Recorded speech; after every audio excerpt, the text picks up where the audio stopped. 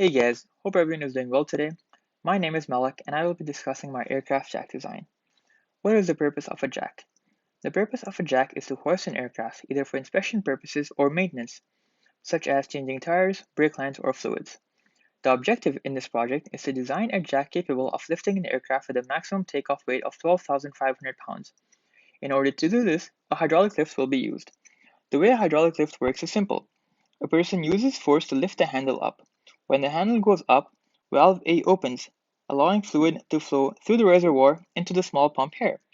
Now, when a person uses force to push the handle down, it'll force fluid through the pipe and into this chamber here. And once this is filled up enough, it forces the much larger piston up. Hydraulic jacks actually use several types of fluids, the most common ones being either petroleum-based, synthetic, or water-based. We will discuss three of the most commonly found jacks. The Burger jack is a small and compact jack. This makes it extremely easy to move around and store. It also has a front plate that keeps it from tipping over. The main disadvantage, however, is that it can only lift a plane a few inches off the ground, making its only real use changing tires. Tripod jacks, on the other hand, are either fixed or variable. Variable allows the user to increase the height by using attachments. This makes the jack usable for a larger number of planes. Furthermore, since it can lift an aircraft fairly high, maintenance and inspection can be performed easily. Tripod jacks actually attach underneath the wings, as you can see here. Typically, an aircraft would need two tripod jacks and then a different type of jack either at the nose or the tail of it. Axle jacks are mounted underneath the landing gear. There are three main types. Hand carried is the lightest and has a manual pump.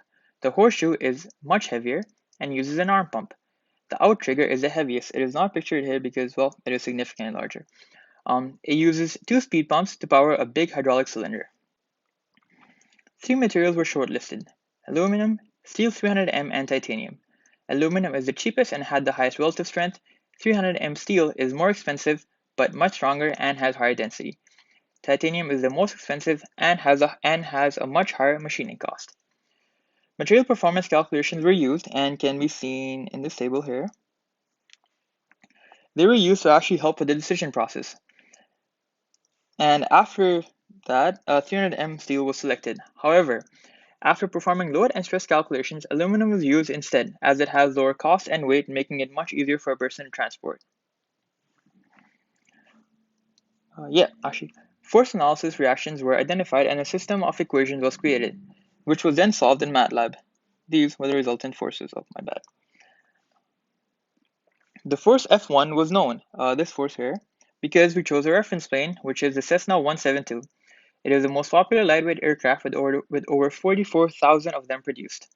The maximum takeoff weight of this aircraft is 2,400 pounds and it has a maximum height of 2.7, which is why this dimension was chosen, and as well as an extension capability of 1 meter. Each aircraft requires two jacks. So one jack underneath each wing, and then, like I said previously, another jack either the front or the back. This effectively means that each jack is only lifting 42.5% of the max takeoff weight at any given point. After all the calculations were done, the safety factor turned out to be 6.33. While this would be extremely high in any industry such as the construction industry where the loads are very, very well defined, in our industry, because planes even under the lightweight category can range from anywhere in the low 1,000 pounds all the way up to 12,500 pounds, 6.33 actually ended up being a very good factor. Since the plane that we used was only 2,400 pounds, with a safety factor of 6.33, two of these jacks can actually support a plane weighing up to 15,000 pounds, which is well over the requirement. Now, several things can cause failure of a hydraulic system. The two main ones that I identified were either the loss of hydraulic pressure or excessive compressive loads over the duration of its life.